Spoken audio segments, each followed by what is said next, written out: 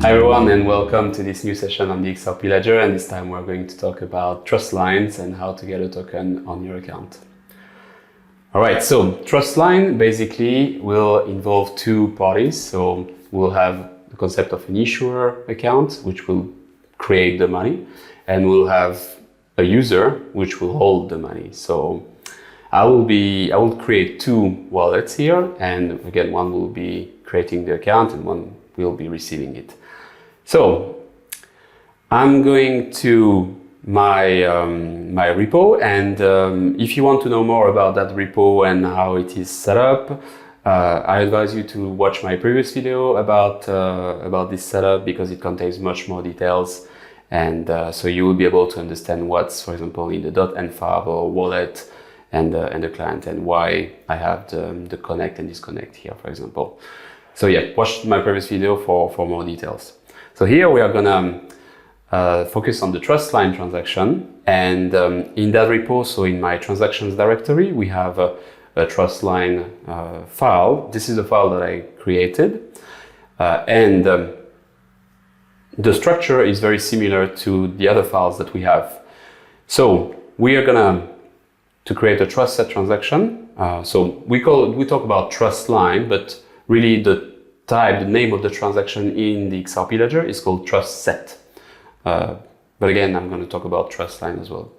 So we create the trust set transaction. We define the account, the transaction type, and then we will submit that transaction to the ledger. The structure of the file is similar to the other files we had in previous session. So we create a trust set transaction. Here you can see we have the account and the transaction type, and then we spread all the fields from the trust set transaction. And again, the trust set is the official name of the transaction type in the XRP Ledger, but we talk also about trust line, really again, which is a line of trust between the issuer and all the users which are holding the account. So here, the way it works, the way the trust set works, trust lines, is that the user,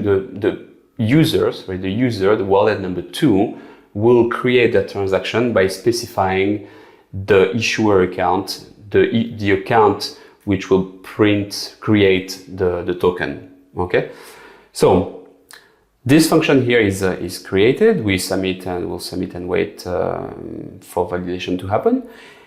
Now what I want to do is go back to my index.ts file. I have the client, I'm connecting it, and then I will create that trust line from the wallet number 2. So let's do like an await, because that's a promise again. So trust line, we will define the transaction in there and the wallet which is going to sign. And again, the wallet which is going to sign is the wallet number 2 here. Wallet number 2, and we create a transaction. So the transaction needs to have a limit amount, and that field limit amount defines 3 things. First, we have the currency, which is the name of the currency. So let's say create a currency flow. Then we have the value, which is the limit of the currency that I accept to hold. So for example, if I define 1000, it means that I accept to have maximum 1000 flow token in my account. And I think that's a string. And the last field we need here is issuer. Okay, and the issuer is the address of the issuer, so that will be the wallet 1 and the address. So with this transaction, I'm saying again that I'm willing to hold 1000 flow from the issuer account, the wallet number 1. Another thing which is important to set up when we have a trust line is a flag. So the flag will be no Ripple, and this is important because if there is a currency with the same name from another issuer, I don't want my balance to be impacted by transactions which could involve that other issuer. So the way you define that is you have the trust set flags, and you define it to no Ripple. That's very important. Once we are done with this, we can go to the terminal and we run, oh, sorry, wrong. We can go to the terminal, we run npm start. We're creating the trust set. It's going to be submitted to the ledger. Now there is a successful transaction. Let's go back to the Explorer. We have in the Explorer two fields. The one on the left is wallet 1, one on the right is wallet 2. If I refresh that page, we'll see we have a trust set transaction here. So now we are ready to receive the funds from wallet 1. So next thing we need to do is to create the payment transaction. That's the way we're going to send the issued token from wallet 1 to wallet 2. So let's use the payment file here. And for faster coding, I can just take the solutions that I included in this text file.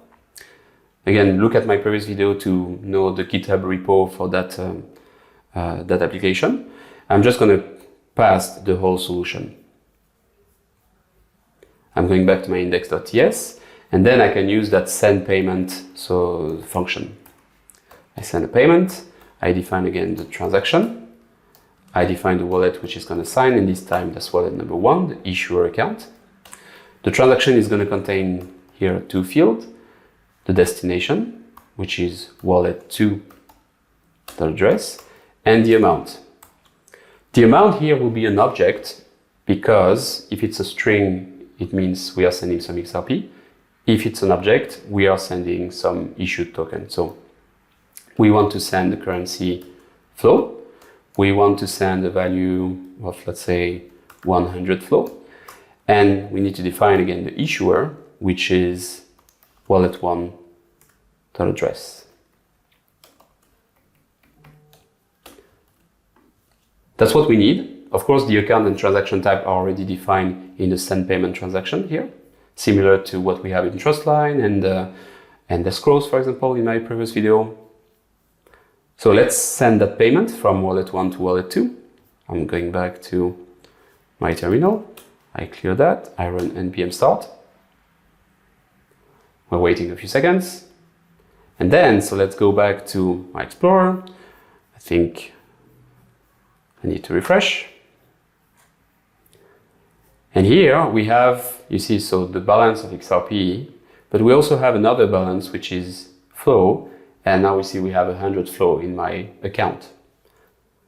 This is how you can create a trust set and how you can get a token in any account.